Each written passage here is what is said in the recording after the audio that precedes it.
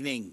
Over the years, there's been quite a lot of videos that To-Go has released and other people have donated to us to release of animals which look like thylacines, maybe thylacines, ambiguous animals in general.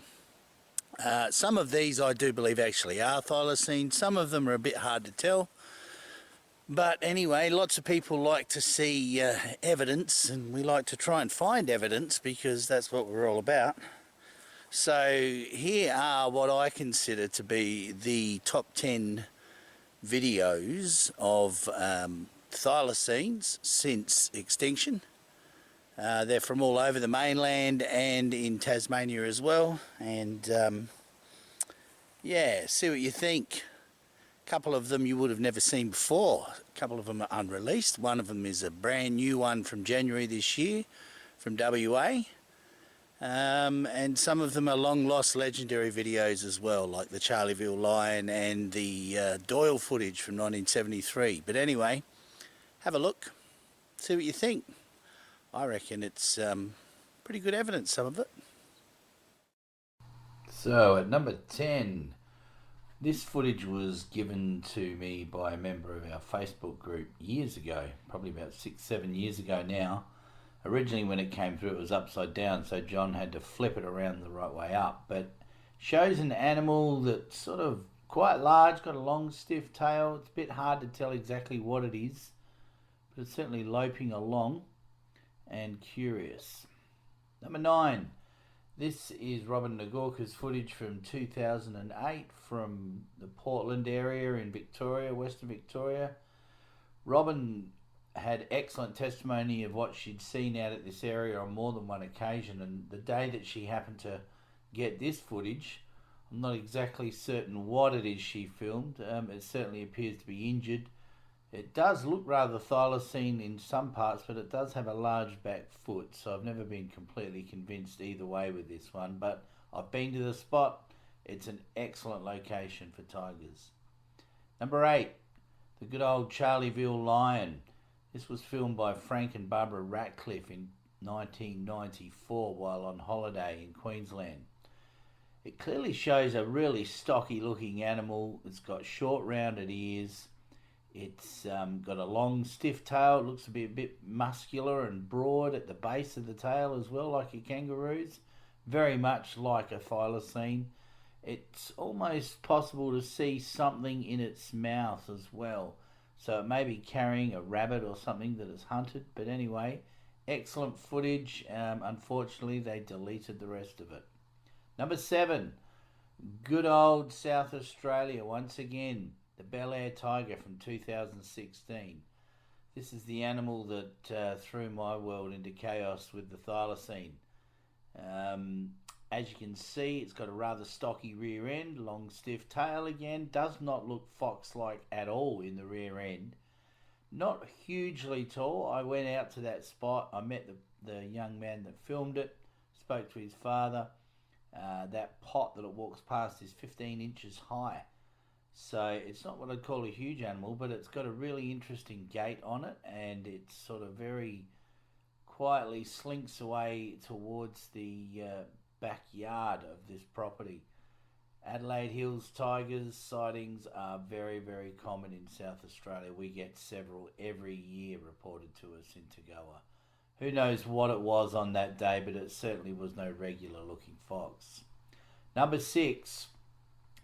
June 2017, Paul Day from Moonta, South Australia, filmed this awesome clip of the sunrise. He just happened to be set up there with his tripod, filming the sunrise. This animal decided it was going to run through his filming, so he thought, great, I'll focus on that.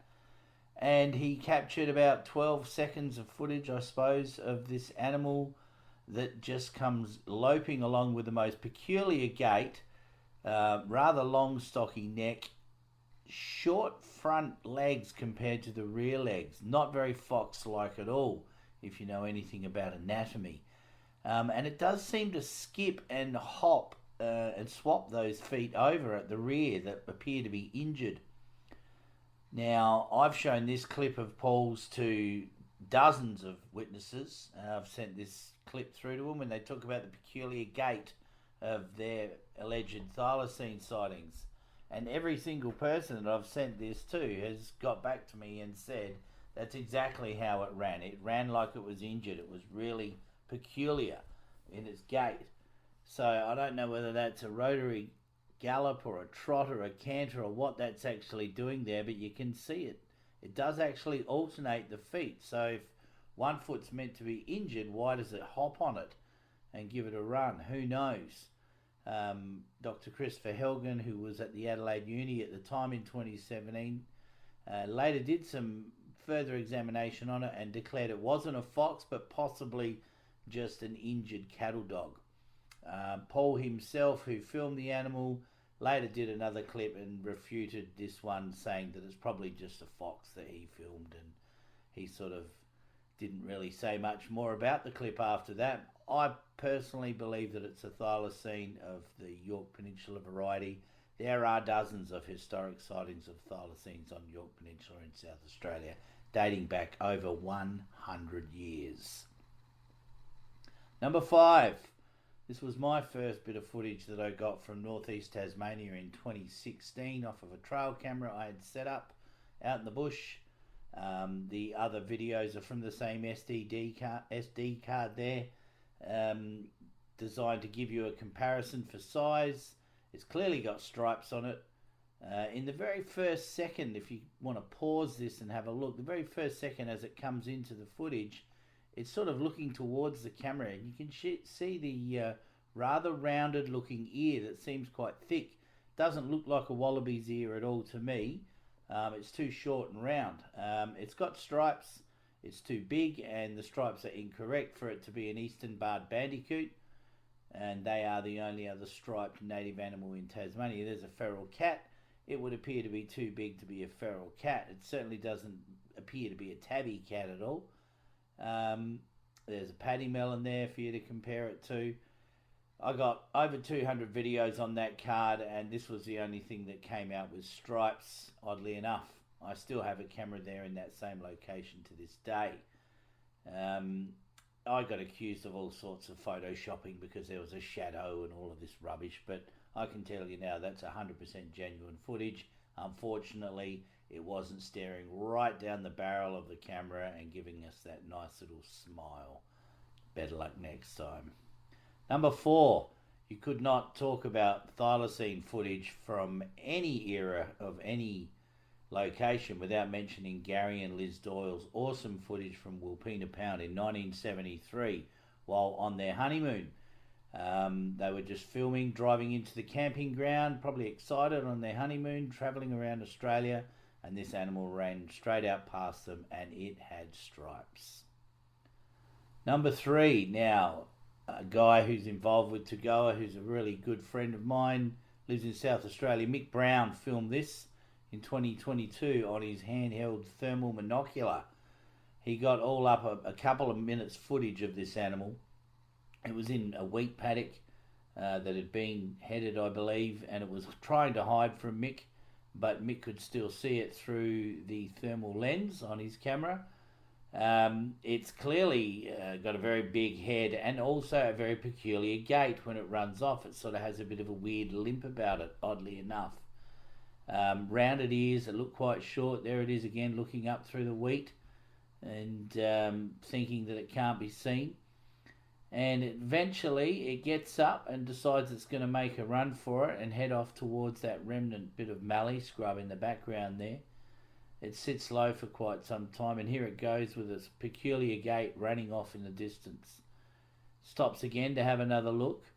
That broad head, and again that long stiff tail that does not look remotely fox-like at all to me.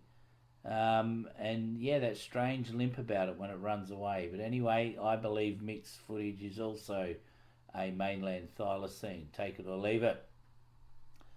Then, of course, number 2, you have my footage from 2023. I've written 2022 there by mistake, but it's actually 2023 that I filmed this in January. in northeast Tasmania on a farm paddock that I often go out to with the binocular and just have a look around. There's always a lot of game there. This animal was not a tiger quoll. This animal was at least 500 to 600 millimetres high at the hips. I've been out there and done some scale measurements, and as you can see, it's quite tall in the back behind that small shrubbery there. We've been out there and measured this. This is not a tiger quoll. And look, it sits up like a thylacine. What a surprise. It actually did that a couple of times. All up, I had nearly 2 minutes footage of this thing as it moved off through the clearing behind that that bush there in the foreground. Big tail, big head, big neck, rounded ears. I'm pretty certain that that is definitely a thylacine in 2023. Number 1. Did you see it? Did it just skip through? It's only a couple of seconds of footage, so what I've had to do is slow it down. There it is again. There it is slowed down again. Look at those stripes on its back that seem to be moving with it all the way through the video. I've slowed it down heaps here so you can have a really good look at it. So it's only a couple of seconds of footage. Trail cameras are temperamental things, and sometimes they work good, sometimes they play up. As you can see, it's got a nice short rear hock. It obviously has stripes. I can count at least 6 at any one time as this thing's moving through the frames.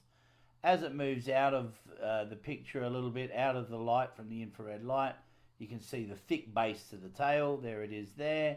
And the stripes.